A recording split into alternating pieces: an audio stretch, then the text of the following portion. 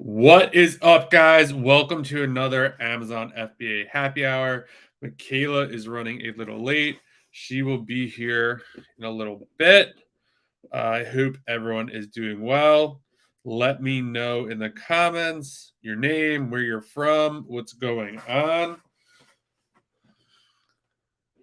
And if you have any questions, drop them in the comments. Everything before Michaela gets here, for me, things have been going pretty well. Had a good month of May. Sales were up pretty good. Got a decent strategy in place to kind of grow the online arbitrage side. It is a little different than I've done in the past. So really looking forward to that. And yeah, that's kind of where I am at. How was your guys' May, sales wise? What were some of your big takeaways as we kind of get warmed up here and people start falling into the chat? Yeah, here we go. If you have any questions, drop them in the comments. Let me know where you're from, your name, and yeah, we'll kind of get this going.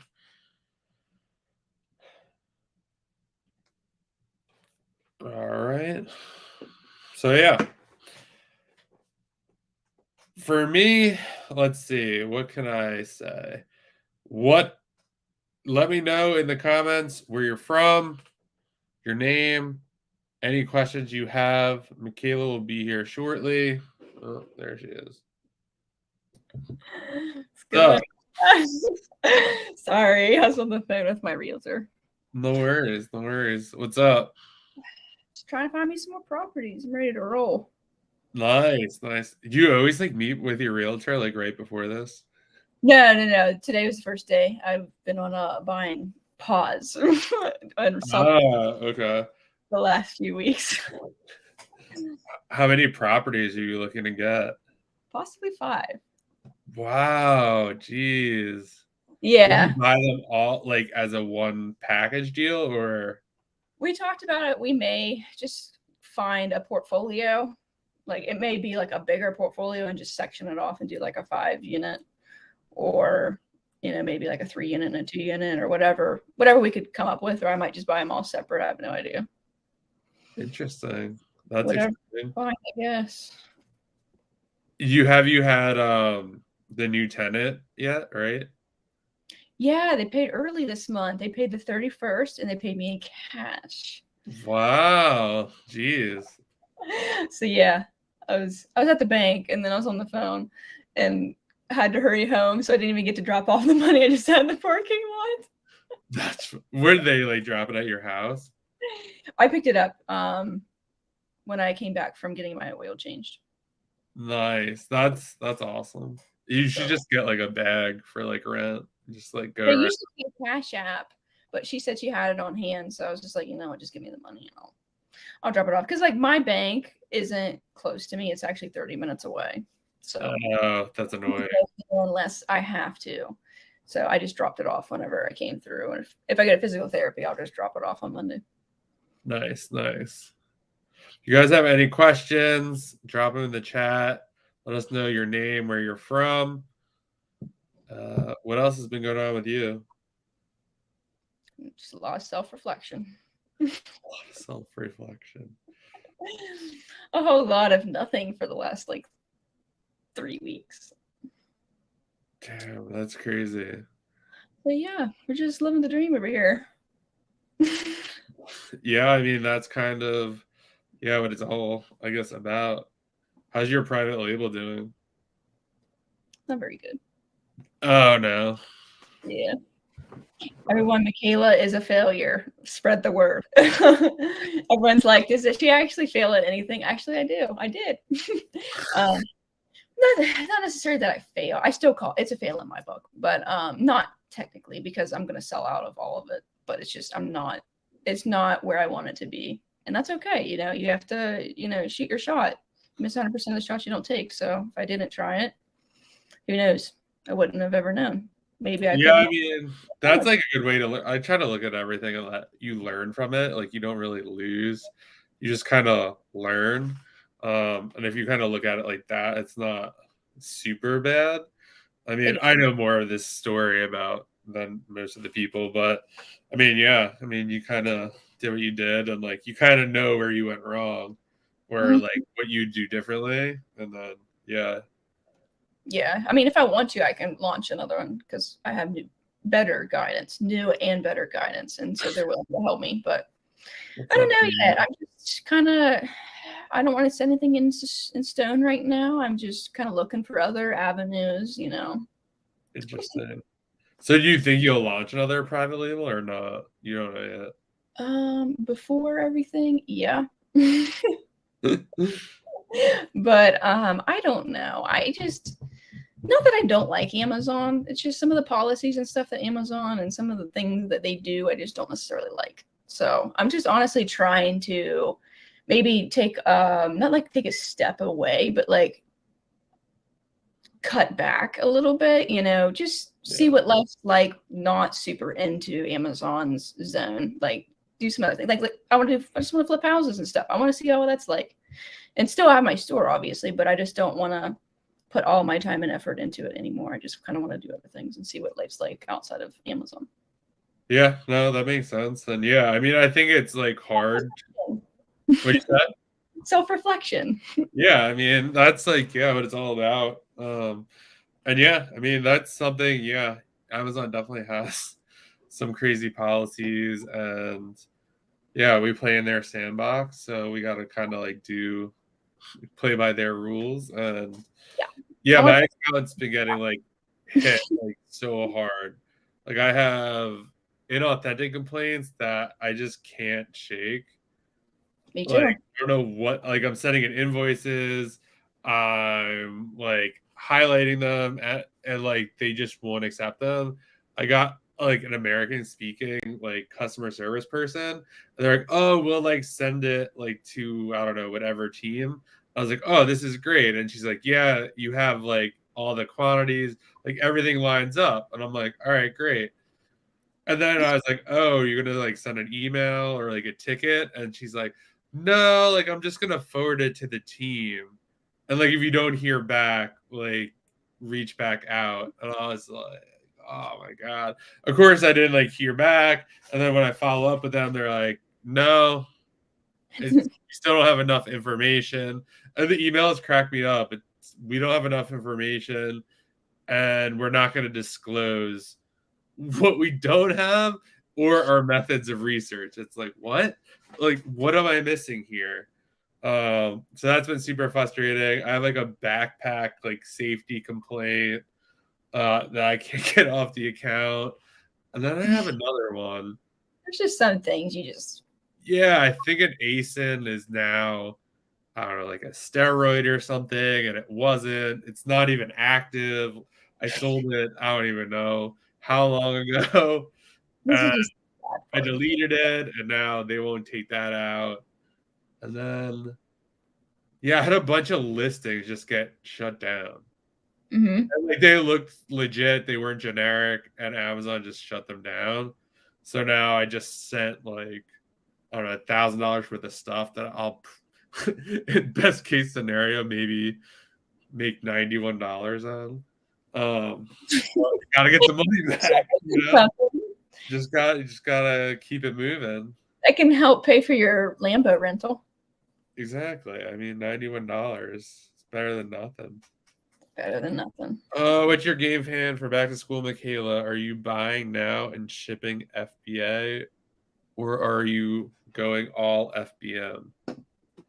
I usually don't buy until the like third week of June, so I'm still like chilling on the back to school stuff right now. I'm honestly trying to see what goes on with the whole backpack thing, because if the backpacks are going to get flagged and stuff, we're going to get complaints for them, then I'm not sure what the future of back to school for. I mean, there's other things other than backpacks. Yeah. Don't say that I said that. But a majority of mine was backpacks last year, so I'll have to go back to the drawing board do some more self-reflection. And yeah, that's what someone asked me the other day on Instagram, like, are you going to sell backpacks? I was like, probably not. I mean, I'm not going to go deep on a bunch of backpacks or foreshadow, be like, oh, this happened last year. I mean, I have one. Basically, someone said to them, you send in, hey, I sold this in the past. I'm no longer selling this. When I was selling it, wasn't a safety thing, yada, yada, yada. And they're like, no, sorry. We're not accepting that. It's going to stay on your account. So I'm like, okay, I guess that's how it's going to be. So I don't know. For me, I don't know. Backpacks seem kind of risky at this point because what are you gonna do with them? I feel like they're annoying to ship. You got like 5,000 bags in your house. Yeah, and yeah, what am I gonna do with them? So I don't know. Back to school. I mean, clothing is probably good, but I haven't really been doing much of Clothing, shoes either. Good. Basically, yeah, I went from 95% clothing to now like 10%. Yeah, I haven't bought any clothing or shoes or anything since December. What's going on? Hi. What's up, Milton? Taking money out of Amazon feels so good. It really does. I don't know if it was an argument. I forgot who I was talking about, but everyone always loves to say, oh, keep the money in the business, keep the money in the business. And while that's great, you also have to take out. I feel a lot of people who have a 9 to 5, like they were leaving their 9 to 5 to make money. That doesn't work for them to keep everything in the business. And No, you're not going to be making enough for cash back and all this other jazz that people talk about, where they get the money. I don't think that's kind of.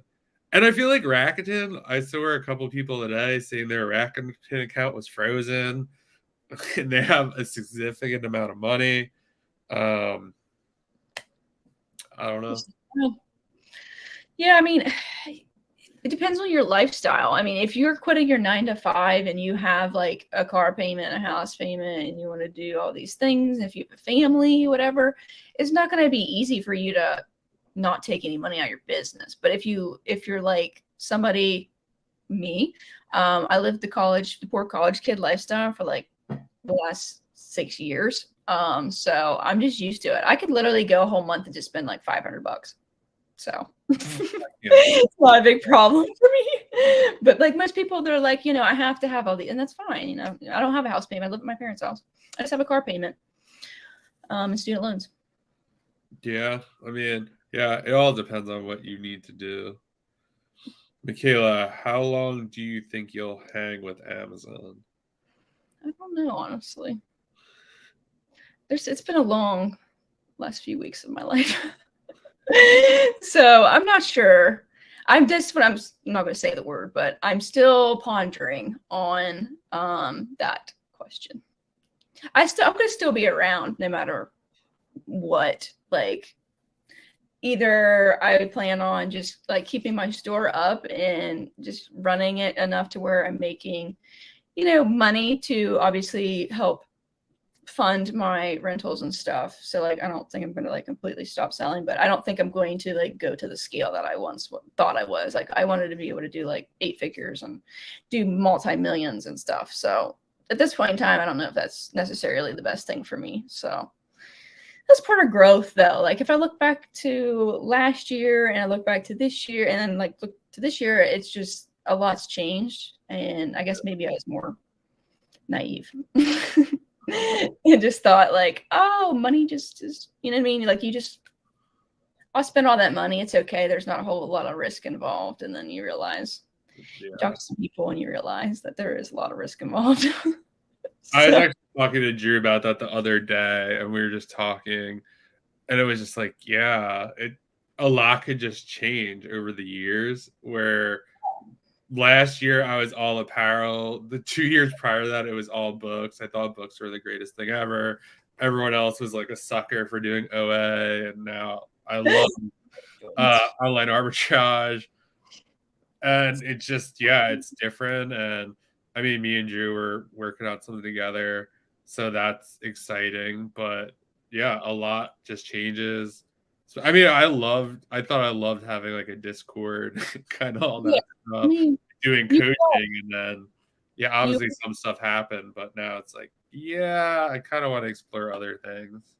yeah, I liked being I like feeling financially secure, and not that I don't feel like that with Amazon. It's just I just know how things can change very fast.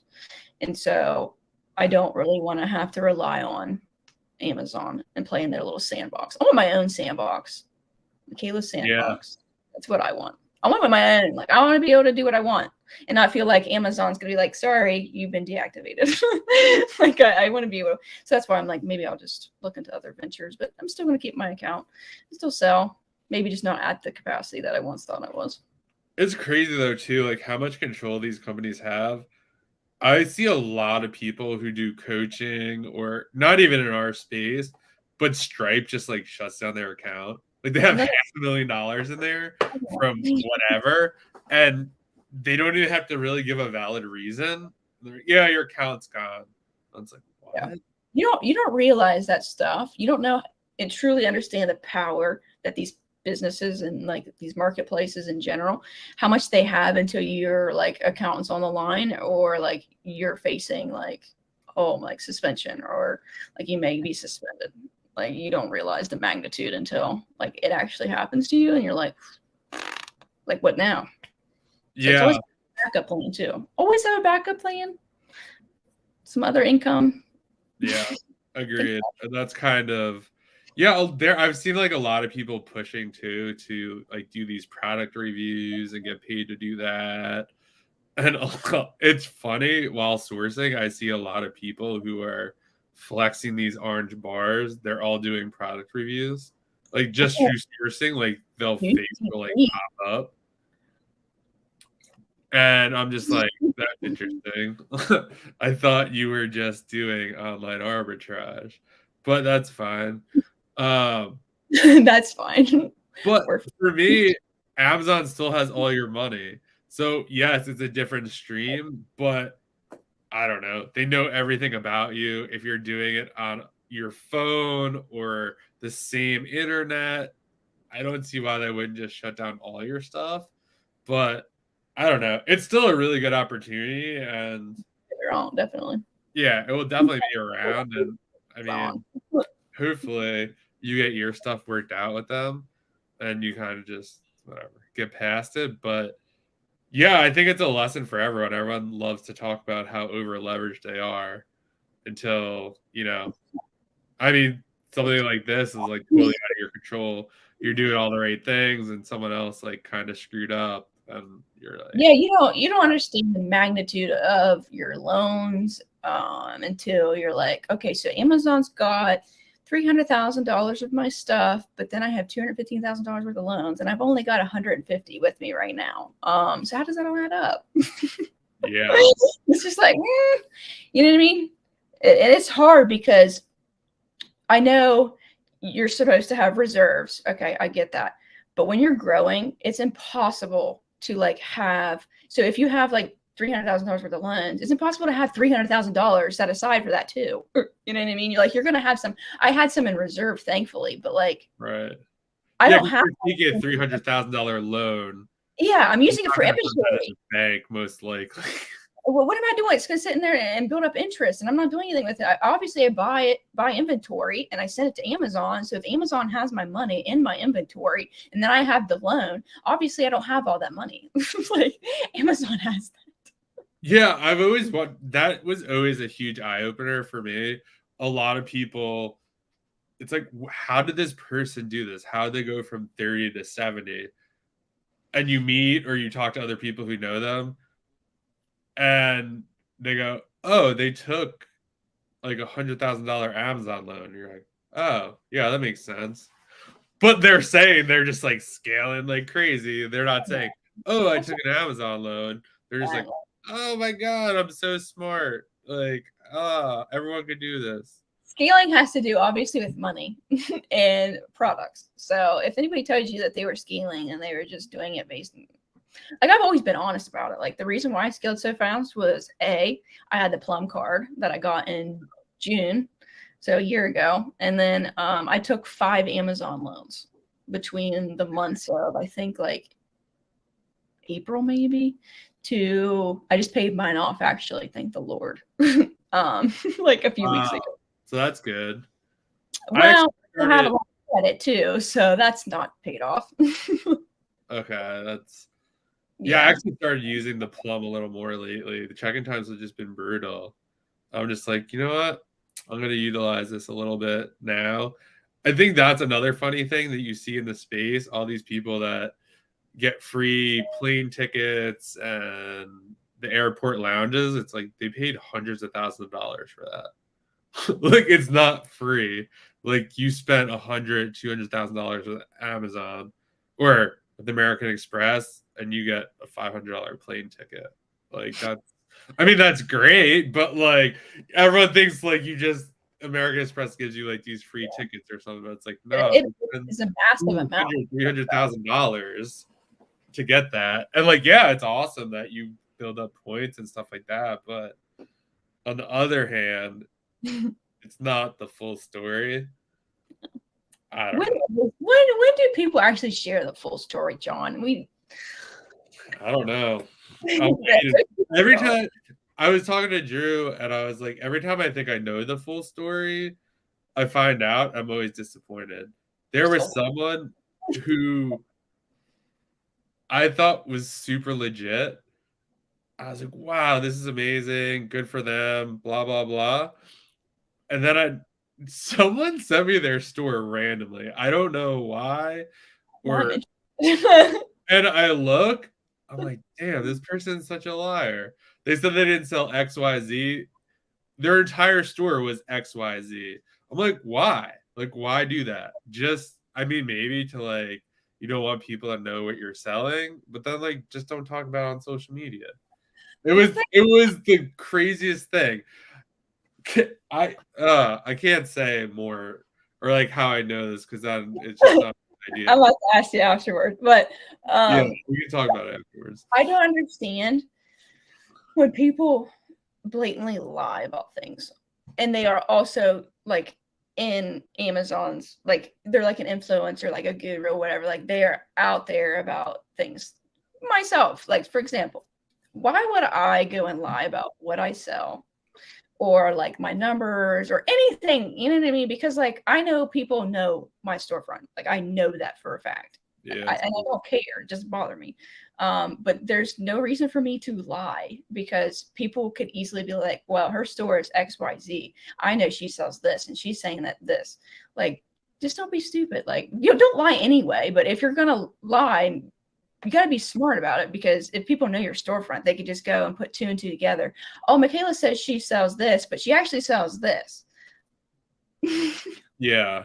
Like, it doesn't make any sense to me to lie, because then that's like, honestly, like you have to be truthful, because people could find all this crap out about you, even though you could, try your best to hide your store or whatever. But if you are in like the public eye for Amazon, like people will find a way to find your store. So like, don't lie about it. Just plain simple. I mean, don't lie, period. But yeah, it was really interesting today. I posted on Instagram. It was like a weird post because I was like, I don't want to post orange bars numbers and all this other stuff. And I was like, I'm just gonna do it because everyone keeps DMing me. They're like, you're not selling on Amazon? Like, I don't see any bars, so you're obviously not selling anymore. Like, absolutely crazy. Like, I don't know. Like, I guess like maybe because I don't have a warehouse anymore and like I don't post pictures because I don't have one anymore. But I was just like, all right, I'll just post it or whatever. And I was like, yeah, I'm doing like, I did almost 50K last month. And I was like, I totally rebuilt the whole year. Like the first 3 months of the year, I spent way too much time like trying to make content and build this Discord, do coach, all this like stuff because everyone else was doing it. Meanwhile, if I would have just focused on like doing OA and building the business, it would have been so much better. And like how I scaled so quickly before just wasn't sustainable. Like I wasn't taking care of myself. Like it was just me. Like I was prepping everything. So I was like, you know what? No more. Like I'm just gonna rebuild this thing till it's sustainable. And it's like never been stronger. Like I cannot be like more happy where it's at. You know, it was like 95% apparel. Now it's I don't even know that. If I do have apparel, it's like leftover from whenever. Out in the comments. John's store has this XYZ. He actually is selling apparel. Yeah, and I think a lot of people too, when you see someone's storefront, I pretty much I would say know everyone's storefront that you would be following or doing whatever in the space. And it's always funny sometimes, like even talking to someone, or like I was talking to someone the other day and I was like, this person, how are they getting this stuff? Like, do you know? And they're like, oh yeah, they're kind of working with like the shady like wholesaler or whatever. I was like, oh, okay, like that makes sense. Like, right at this point in time, like I'm pretty smart where like I could kind of reverse engineer anything, like any product, and be like, okay, like there's either a massive sale like I haven't seen yet, or there's like some, you know, not so legit stuff going on. And I was just like, oh, okay, that makes sense. Or I've come across other people's storefronts. I'm like, how are they buying this profitably? And I actually know the person. They're like, oh, during like the 10% cash back, 12% cash back, I just bought everything break even. And I was like, for the cash back. And I was like, oh, okay, that makes, yeah, look at that makes total sense. That makes sense. Okay. It's like, so like, yeah, having someone's storefront doesn't necessarily mean that you can reverse engineer what they're trying to do, because everyone has like different goals and what they're trying to hit. So it's definitely interesting. That's honestly one of the funniest things I've heard in a while. Speaking of backpacks, can you kill with generic backpacks, or so they have to be name brand like Nike, Adidas, etc.? I only sold name brand last year, so I'm honestly not sure. That was my first back to school, so I wasn't like a master at it. I'm still not a master at it, but we'll see. Yeah, we'll be surprised. Yeah, I don't know. I'm sure there's other character stuff, but I feel like that could be really be prone for like IP complaints, because some of the all that kind of stuff. Stuff. I don't know though. That's definitely interesting. Question: I have a toiletry repen with 200 in stock, but now Amazon suppressed the buy box on the listing. The current low price is $450 lower than I had regular been selling from buy box rotation. Yeah, that's got another comment. Part 2. How long should I wait to see if buy box comes back and gets unsuppressed before I lower my price and sell out of my inventory at break even? I would probably look at the listing and see when was the buy box like most. Well, he said he lost it, but I would try to find out why. If a lot more people are on the listing now, you might want to just break even and kind of cut your loss and get out, because if you're in it and other people have joined, there's definitely a crowd of people coming in with more. I feel like a lot of times when you look at a listing, and obviously it happens to kind of all of us, you buy it and you're like, oh, there's 3 people on the listing. And then by the time your stuff gets there and everyone else's, there's now 20 people's. So you can never really, I'm never going to say never. I've never been able to really predict, oh, when would a buy box get unsuppressed? Probably Q4. Q4 would probably be your best bet. But I would probably just break even. I mean, 200 is a lot. But I mean, I from personal experience, these listings very rarely get better quickly. It takes, I don't know, I would say a month or two to maybe, if it comes back around, just really depends on the volume that listing sells. Is there cash back involved? Okay, yeah. You get 10% cash back when you bought it, because if so, this makes a world of difference. Because you can just sell stuff at break even and do 10% cash back and be a millionaire. Yeah, I mean that's how you live the dream. But yeah, think that's a hard thing too. It's hard to go deep now. I've been much more, Yeah. yeah, with all kind of these listings and just so much stuff. Especially, I think a lot of people are getting caught, and I'm not saying this is Brian, on listings that are generic, or if you ever search on Amazon and you see something, and let's just say it's, I don't know, this water bottle or whatever. If on the top left, this water bottle pops up and it's half the price, that listing is probably at good risk of getting shut down because it's like a secondary listing with a higher rank. And once Amazon finds out about that, especially if they're on the other listing, they are going to shut that listing down in like 2 seconds. So you never really want to go deep on that. I know a lot of people got caught on like native. Everyone was going so deep on this native stuff, and then I don't know if native was like, yeah, no one can sell our stuff anymore or whatever, and then everyone was getting that brand generic thing, and then it's over for that stuff. And yeah, you just got to be careful when doing like going deep. I would just be really hesitant on most stuff unless you and even if you truly know it. I've had like situations. Well, I haven't really had like a really bad situation, but going like 50 deep after, maybe something happens and you're just like, damn, like you couldn't see it coming. But I mean, hopefully in most cases you could break even, or you made like a ton of money prior where you're going to break even once you sell through at a loss. But yeah, just be careful. And I don't know. I'm always a fan of getting the money back as soon as possible because the listings are just very unpredictable. You don't know who else. Like a wholesaler could come on with like 1,000, and now you're not getting off for like 3 months. Yeah. What's your opinion of selling 2 to 3% ranked products, going wide in those? It seems to have less competition, but you will have more ASINs. I'm a big fan of this. I've been talking about this for a little bit. Rank, like 2 to 3% in rank, it's actually depending on the category. I mean, obviously it depends, but that stuff sells a lot. A lot of people are like, oh, it has to be under 50K or under 100K. There's a ton of products out there that either Kiva just does a poor job of tracking, that are selling a lot more than the estimates are saying.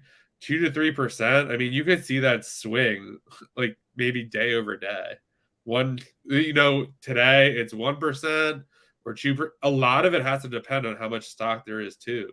If there's no stock, like their rank is going to keep climbing up because no one has it. So there can't be any sales. But yeah, I'm always a big fan of test buying. I would definitely just test buy, see how it goes. I used to avoid all of that stuff, but then I figured out that obviously Seller Amp and Keep on all these other tools, they're just tools. I mean, they're not 100% accurate. So you may see something that says, 2% rank, and it may actually do a lot better than you think. And you have to think about it mathematically as well. So if you have a product that's like a 2% rank or whatever, maybe you can sell through like 10 units a month, and you're making good margin on it. Compare that to like something that's 1% rank and it's got 50 sellers on it and you're only selling 10 units on and you're making less money. I don't know. I'd always say just make the math make sense. If you're doing a 2 or 3% ranked product and you're only selling like a certain amount, like a smaller amount, just make sure it makes sense. Like don't take $1 profit for something like that. You can take that and do a 1% rank and actually churn your money a lot faster. But if you can make, 50% margin on that or 50% ROI on that, I mean, it's pretty good. Even if you only sell 10 or 20 units a month, I still. Yeah, I like to try to cut it off. Like if for something like that, like I want to be able to make at least $100 a month on that, or like $5 profit per unit, or it just has to make sense for me. I do like that strategy too because it's like ultimate protection, and no one is talking about doing that. So I mean, you're not really going to have like people telling other people to do that. You heard it here. You're welcome. Amazon Happy Hour. Yeah, Amazon Happy Hour. You already know the failure spoiled herself with a jaggy and fancy weed house. John, what have you spoiled yourself with? The weed house. I don't know. I feel No. like really. I mean, I'm moving into a pretty nice townhome in a couple of 6 weeks, so I mean that'll be nice. Yeah, traded it. Actually. So I'm excited about that. And I don't know. It's weird. Like I just don't need a lot. Like I don't know. I just don't. A lot of the stuff I do have is like business expenses. Yeah, like my Jaguar's business expense. Thank you very much. There you go. My weed house helped me with my taxes last year. Yeah. So it makes me money too. What's the longest you guys hold a product if it tanks? Most listings seem to recover in 2 to 3 months. No, I don't got the patience for that. Me either. Yeah, so my strategy is just to get the money back, and then in 2 to 3 months, I'll buy deeper. As crazy as that sounds, just because if the Keepa chart has that pattern where it just goes up and down, I'll get my money back and take a look in 2 to 3 months and then jump back on the listing once everyone hates the product and like swears they'll never buy it again. That's kind of when I'm a buyer of that stuff. But for me, it's like I think the word there is it seems most things seem to recover. You just can't really predict a listing and what it's going to do, in my opinion. I mean, even based on prior Keepa charts, a lot of people were saying last year, "Oh, look at what happened last Q4," and base your buy on that, and then Amazon has been in, on the listing, and you don't get the same amount of sales as you did last year. So yeah, it just really depends there. But I like to always get the money back because I get to put it into other new inventory that is actually more profitable. And yeah, being on a tank listing it sucks. Yeah, I like to get in and out. So if it's gonna tank into oblivion, I'm gonna get out of this before the Titanic sinks. I'm just like, see ya. Yeah, I think you could tell a lot too by the seller count. So if you got on it at 20 and now it's at 60, I'd probably take a loss on it just to get off, because that's probably going to like 80 to 100 by the time it's all said and done. So yeah, it just really depends on the listing, but yeah, I don't like to hold anything really. I like to just move it, turn over the money as quickly as possible, and kind of gets it back. I agree. What is your usually profit every 1K sold? 1 trillion. Yeah, $1 trillion. 1 trillion. I feel like overall, like, I don't know, the margins are probably like 10%, between 10 and 15%. Really just depends on the item. Yeah, is it 1K of good product? Is it 1K of my not moving product? Is it 1K of my losers?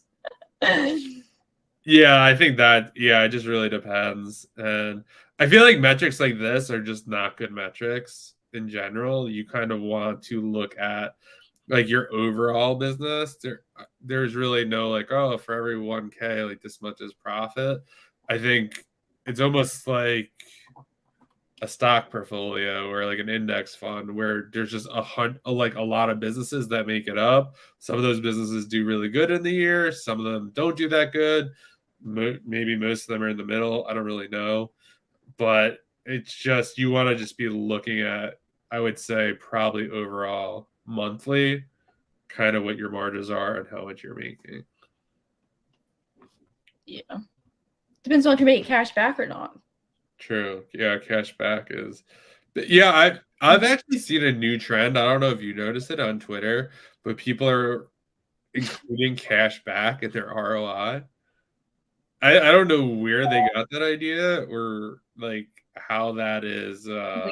Yeah, I recommend everybody to do that. Yeah, it's and now that like that cash back's getting frozen or it doesn't get paid. I know Be Frugal like takes, I don't know, like 6 to 8 weeks to pay out the cash back, and some sites don't even do it. And then I've never been a fan of reaching out to Rakuten and be like, hey, like why wasn't I paid out on this or that? Like I think that's a losing strategy in the end. No, I'm good. I'm good. I don't mess with them. How long on average are your days? Any days that you take off from Amazon completely? How long are our days? You take days off? I do. Some I don't know. Like so, there's like there's a mix. Like so, for me, I feel like I don't take days off because I make content. I'm always on Instagram or Twitter or whatever. I don't know. I find that kind of stuff like more energizing, just like talking to people. So I don't really feel that's work. For on average, it just really depends on the day. Like if there's like a good sale going on or I'm trying to really get inventory, I'll work like 12 to 16 hours a day. And then, the next day I don't really do much or whatever. I just kind of go based on what's going on. If it's going really well, or there's lots out there to buy, then yeah, I'll work whatever it takes. But if there isn't a lot going on, then I'll focus on some other stuff. Yeah, it just depends. I've been on vacation the last 3 weeks. I wouldn't say the vacation, but Yeah, look at you. What did I say? Yeah, I guess when like I do take a break, like I'm going to a conference, speaking at a conference in 2 weeks. So I'm staying a couple extra days, and I probably won't do anything Amazon like during those days. I think it's definitely important to take a break and kind of unwind. I think it's just very personal for me. I just enjoy what I do, and I don't really have any issue. I yeah, just do what I need to do. I think as you get better at sourcing and running your business, I mean, hopefully you'll work less or you're outsourcing. I've had it pretty hard to like outsource. I think too, it's like how many days you work. It depends on the task too. If you're just sourcing, um, you know, but if you're building out SOPs and stuff like that, that stuff just takes a lot longer.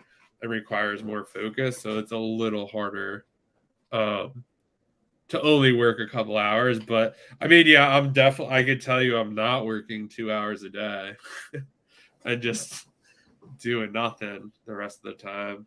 So they're eating bonbons, dude. My sister was mad about something, and she's like, all you do is sit at home and eat bonbons and watch television. I'm like, I wish I did.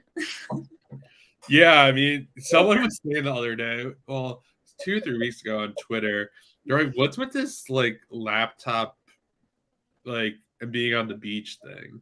I don't know. It's a terrible place to have a laptop. And I was like, yeah, that's interesting. Never really thought about that. Oh, man. Michaela's an expert in this one. What is it with all these YouTube gurus that just sell Nike socks? You want to know the truth? Uh-oh. I don't think you're prepared for the truth. Exclusive tea from Michaela. Honestly, those people, they tend to have the courses and the mentoring groups, and they just run their stores. I'm not saying break even, but like they don't make a ton of money, and that's okay. There's nothing wrong with that. They make a ton of money, but they just do courses and stuff. And if you hire a mentor, you kind of want somebody who's like, current, like somebody who's actually selling. So then they just kind of put it on autopilot, buy some Nike socks, and just cruise. Make $100K, $200K a month off your course. You'd be sitting golden then. Sounds like the dream to me. Yeah, I do remember that. Like when I first started, I was trying to chase and like trying to figure out how to make them profitable and like where they were getting. And then I finally found one, like there was this massive sale, and then a ton of them got returned because someone changed the image on the listing. And then I was like, you know what? I'm gonna just buy other stuff. That's kind of. They used to be profitable because I used to sell them. I'm not gonna sit here and pretend like I'm an angel, and I've never done that before, but I did. I used to sell socks, but I don't sell socks anymore. And you can look on my storefront if you don't think I'm telling the truth, because probably know it anyway. Because it used to be profitable and it used to be really lucrative. Like you would sell like thousands of socks a day, and you're making, $3, $4, $5 profit on them. But now, like the listings are so tanked that like, I don't know. It's just I had to liquidate a bunch of mine from Christmas because I bought a bunch during Black Friday because they were on sale and they were actually profitable. And then Amazon cut my storage space, so then I had like probably $50,000 worth of like Nike stuff at my house just sitting here because I couldn't send them to Amazon, so I was FBAing them. And then like obviously people started sending theirs in FBA, and then obviously I didn't get much buy box share, so like I still had a whole bunch left over after Christmas, and then I just sent them in, and I lost like $1 or so off of each sock, and I had hundreds of pairs. Damn. Yeah, it's always hard to kind of go that route. I will say, like, when you see stuff on Twitter or Instagram or whatever, when people are like, oh, buy this brand, or look, like, don't go anywhere near those brands. Like if it's a Nike sock or like, just stay away from like all socks. Like, yeah, maybe look at some other Nike apparel or whatever you want to do. But yeah, for the most part, I just don't understand it. I was talking to someone the other day and, kind of giving away these leads. And I was like, do people like buy this stuff? It was just crazy to me that like the stuff people are giving away just to kind of get like a couple Twitter followers, or who knows, maybe a lot of Twitter followers. It must be worth it for them to kind of give this stuff away. But I just don't see kind of like the end game of that. But I don't know. It's all for clout. Yeah, I mean, whatever. Yeah, that's kind of how I am about it. It's like whatever. It's kind of yeah, and then I think that's probably been one of the biggest like nice things about kind of not like posting the orange bars and being like low key on social. Like this is the first YouTube video of the week that will go up because I just kind of building in silence has just been. Yeah, I was gonna say that we've been building in silence lately. Just like kind of doing some other stuff, and I don't know, when you like talk about stuff or whatever. I don't know. Sometimes you just feel the need to do that. You're like, oh, like I'm not selling apparel. It's just like if a good opportunity comes along, like I'm gonna jump on it. But it's just a weird thing to be like, I kind of said I wasn't doing that, but I don't know. I feel like you just gotta do what's best for your business. That's what I was telling someone today. I was like, and I've always been a big proponent of that. Like, do what works and do what's best for you. Like that's the whole. You could build a multi-six-figure business on that. Yeah, sometimes you gotta take a step back and from social media and really like figure out what you want and what you need, because sometimes you just get caught up into everything. Like I said, I thought like, I wanted this mega Amazon store because I was seeing people like, oh, like look, so and so sold $1 million worth of stuff, or so and so sold $600,000 worth of stuff, and I was like, man, and I just got into that like whole wormhole, and I was like, yeah, that's what I want too. And then, you just think about it, you're like, no, you really don't want that. Yeah, that was based on my Instagram post today. That like mentality totally screwed my business because I thought like, oh, like after Q4, I thought I was like amazing because I did 100K, and I was like, oh, like someone was like, we gotta sell a course. I was like, oh yeah, like that's where the money is, and started like building the business based on that, which was a terrible idea. And it was such a terrible idea. I just like walked away from all that, like the community that we built and like the core, all that stuff. And I was like, No, like it looked good on paper, and I mean, I don't know. I do like helping people. I don't know what that might look like in the future. But yeah, I feel yeah, and I thought I was the same way. I was like, oh well, be the next like Amazon lit or whatever. And there's nothing wrong with that, or like they're awesome. Eric and Sebastian are cool, but I don't want a $70 million Amazon business.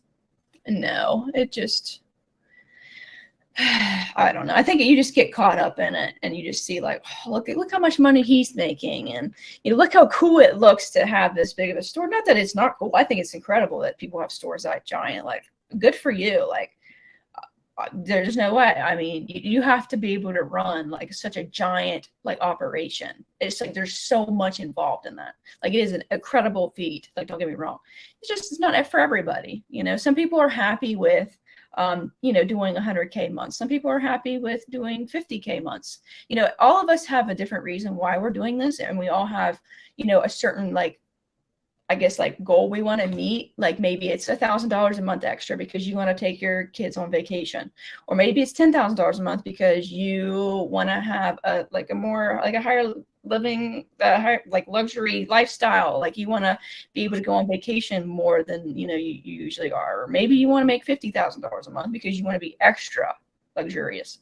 You're going to meet everybody kind of like in between that as well. Like, yeah. I've met people that are happy with making $2,000 a month because that pays for their kids' college fund. And like, you don't have to go and do like a huge amount of money on Amazon just because you think it's going to be cool. Like, if you're good with making $5,000 a month, just make $5,000 a month and move on. Like, if I can make $10,000 a month, and then I can also just fund my real estate, I'm happy with that. Like, I don't ever spend more than $10,000 a month anyway. Like, not even close to that. So it's just like, that's fine. Yeah, when I looked at it, was kind of like reflecting, and it's like, well, why do you want to, do back to back like $100,000 months and all this other stuff? Is like, well, because like other people are doing it, right? It wasn't like, oh, like I enjoyed, like, yeah, I think my sweet spot is probably be like anywhere between like 60 and 100. And while that's like a huge range, I'd rather focus on like doing stuff like this, or building maybe like, I don't know, different content, or like starting a newsletter, like stuff like that. I'd rather kind of do stuff like that and help people that way, instead of really just kind of, I don't know, going crazy on Amazon. You just want to diversify, and that's fine. Like, everybody should be diversified in some way. I mean, whether that's courses or software or other ventures outside of Amazon, it's a good thing to do. I mean, you never know. And do what you like. If somebody says, yeah, that's a dumb idea, well, if it makes you happy, you do it. Yeah, that's one thing I will like say about that stuff. It's never what it looks like on the surface. At this point, I've met so many different sellers or heard on good authority certain things, and you're just like, damn, like, I never thought that. Or, oh yeah, that makes sense now that you say that. I was kind of wondering that. And yeah, I think it's really, as you were saying before, when you were saying, yeah, I've been doing like a lot of self-reflecting, and it's like, yeah, there's just lots of different things. I think Amazon is a great space, and I love it, and I'm not like poo-pooing it or whatever. But when I like just had this random thought, like on a walk, it's like, damn, like I wonder what else you could do, like if you were willing to put up $30,000 or $40,000 a month. Like, that's typically what I spend, anywhere from 30 to 50. And it's like, damn, like what else could you do with that? Now, could you get the same return on Amazon? I don't know. Probably not most industries, no, but that's the beauty. There's like a lot of like other stuff that like you wouldn't have. Like, could you open like a pizza place? Probably, but like all the stuff you'd have to buy for, like, no, not really. But I mean, it's just something to think about.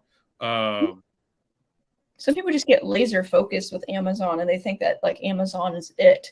But like, if you honestly just sit down and think about it, there's so many other possibilities, and you don't have to necessarily like focus only on Amazon. You can like take some of your profits. You don't have to take a whole bunch. I'm not saying like take half your store and walk with it and do something else. Like just take out some of it and do some other venture. You may end up liking it a lot more. So like my real estate, I've wanted to do real estate for a while, and I never thought I'd have the opportunity at my age because I was going to go to medical school, and so I was going to be in debt and be in school for a really long time. So I knew I wasn't ever going to have, you know, enough money to get a rental property. Like I wasn't even going to be able to pay for my student loans in a reasonable time. So when I got that opportunity, I was like, yeah, like let's do it. And that was like the first time, honestly, that I took like a large chunk out of my business. And at that point in time, I just kept like kicking myself. I was like, man, I just took out like almost 100 grand out of my business. Like, was that the right choice? I could have made, you know, 15%, maybe 10% on a bad day with that money. But then you look at it from another point of view, like in my case, and I'm like, yeah, really, really am glad I took the money out of the business and put it into something else, because you never know what's, you know, what the future holds. So it's good to keep your money in your business too, but it's also good to kind of lessen the risk and kind of put your money somewhere else, that if something does happen with Amazon, then you have a backup plan, or you have, so you're not necessarily all in one basket. You don't have all your eggs in one basket. You have a little bit here and a little bit there. Yeah. And like someone said, Amazon is a gateway drug to wealth. Like I don't see, not that I don't see Amazon last. I do see Amazon lasting. Like Amazon's going to keep growing for years to come. But I see it as just one stepping stone in my journey. I don't see it as like my end point. But there are people who, like Amazon Lit, for example, like they've been crushing it for years, and they're going to keep crushing it for years to come, and that's what they like. But in my instance, like I see my long-term wealth in like real estate. So, but everybody has. And I've definitely like seen that myself, like doing that 120K month. Like I didn't really, probably the most stressful month. Like I don't know. I feel like I'd probably obviously Q4, outside of Q4, that's very different. But yeah, it just really depends on kind of like what you want to do with it. And I am a big believer of, like taking out, and Alex Hormozy is always like really big on that, where he's like, yeah, you have to like take out. And I honestly think it's like really important to take out. I know I've definitely said before at the beginning, like you try to have to keep most of it in there. And while that is the case, depending on how you want to scale it, but once it's kind of scaled, I think it's important to take out, because, if it does go south, then you have nothing, right? Exactly. You haven't been taking out, like, and so then what's good is that? I mean, if you're constantly taking out, this is what I tell people all the time, like if you're constantly taking out, you can always put it back in. Like just because you took it out doesn't mean it's like gone.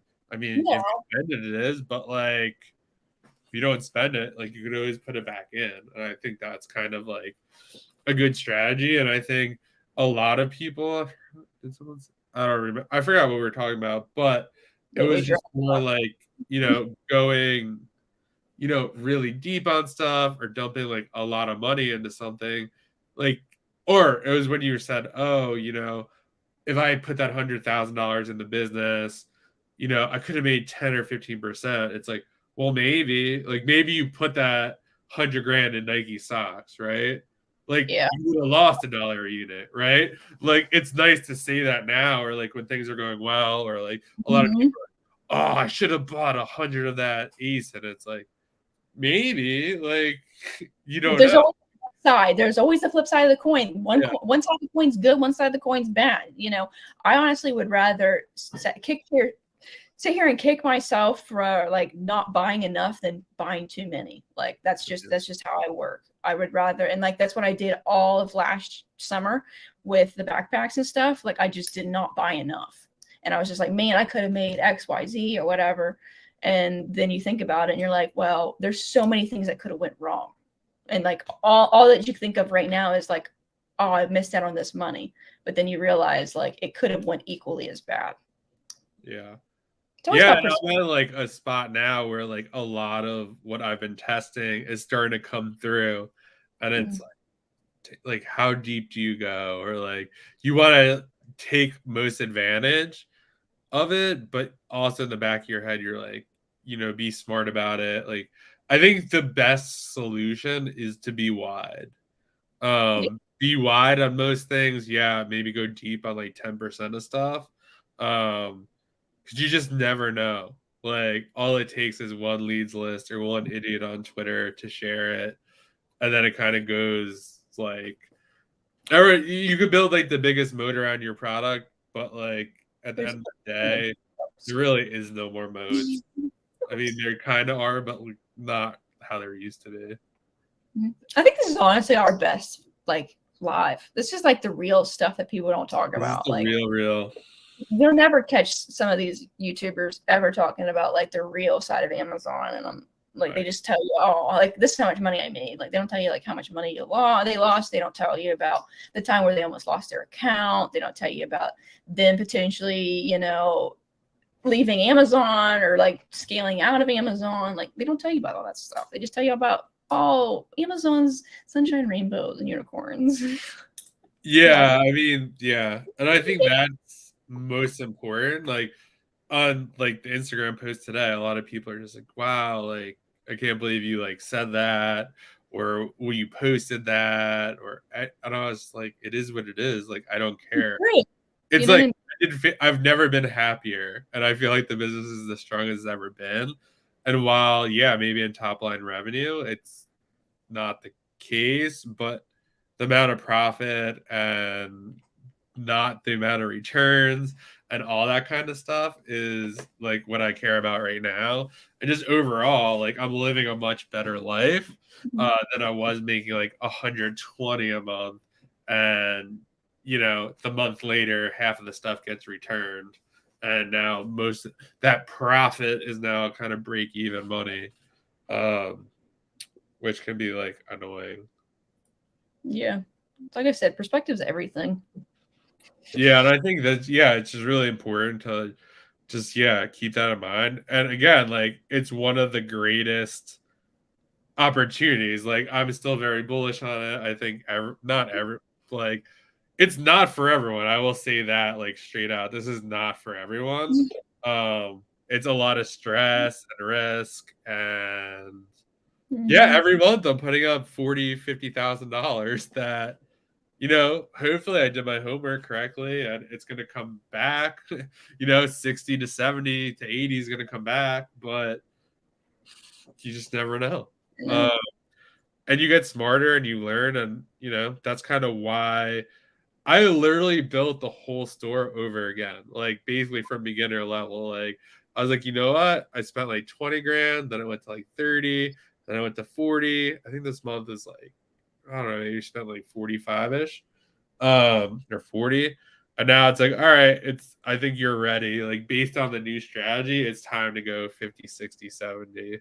And kind of see, is this the right model that I have set up? And I think it is.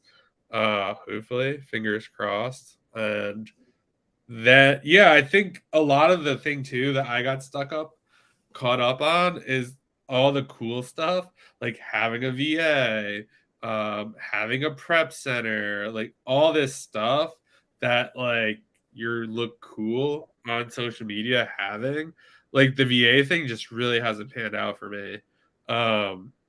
It was all right at first. The one I have now it's going well, but it's just really hard to teach someone to source, and I might just kind of have them do admin tasks and help me with other stuff because I'm just a better sourcer. And kind of my new strategy is I don't need to source a lot of stuff. Like in certain categories or whatever I'm doing, it's just less competitive. So I don't, it's different. Like I'm not selling on Nike stock listings. I'm not selling Nike stuff. Like that's just not what I'm doing right now. So I'm not as worried about things tanking. And I don't know. I just feel in a really good position. I'm not saying that to brag. And I think like your best bet is to, again, do what works for you and have common sense. I think that's like what's missing most from the space is common sense. Where it's just like, Yeah. But like, how is that possible? Like, can someone really like just like off the bat spend like 70K on it? Like, is that possible? Like, just like be smart and like be smart about this. And I think that's kind of like the key to all of this is just have some common sense. You're looking for stuff that sells for, less than it does on Amazon. Do your homework on that. And don't, that's probably been my big, like, following other people. Like, you don't know how other people live, what ROI they're happy with, what is really going on in their business. There's a lot of people now who have been suspended that you'd have no idea were suspended, just based on what's going on. You just never know. So I feel like don't always think the grass is greener. I kind of grow at your own pace. I honestly don't think this is going anywhere. And while it is getting harder to do OA, when something's harder, people drop out. Not as a lot of people don't come in. I mean, if you're having trouble sourcing, it's harder to source now than it was 2 years ago, like 100%. So a lot of people aren't going to stick with it because they're going to have trouble finding something. They're like, oh, you know what, this isn't worth it. Or they're going to find out like how bad returns are, or selling on whack listings are going to be bad for them, or whatever it is. So I think that is kind of my piece. Do you still do one-on-one OA coaching, or can you? I still do it. If you want, you could DM me. I only work with like 1 to 2 people now. I like it more one-on-one, not kind of group. This is the only Amazon content I watch consistently because you guys always keep it real. Thanks. Imagine sending in 70K of products first month with a starter account, health of 200, one fluke away from. Yeah, that is true. Someone DM'd me the other day and was saying that they started Merchant Fulfilled because that's what they heard on Twitter, and they either bought the wrong product, or out of the 10, 5 people asked for a refund. So now I'm like, oh boy, like 50% issues. Yeah, that is like has shutdown written all over it. Merchant fulfilling is great, but if you don't know what you're doing, it can be an absolute nightmare. And you have no protection when it comes to like issues with the order, except for the fact if it gets lost and if you bought shipping through Amazon, but you send the wrong product, or like Amazon doesn't want to hear about it. They're not going to help you out. They're not going to protect you. You're basically just screwed. So keep that in mind. Do you guys have any more questions?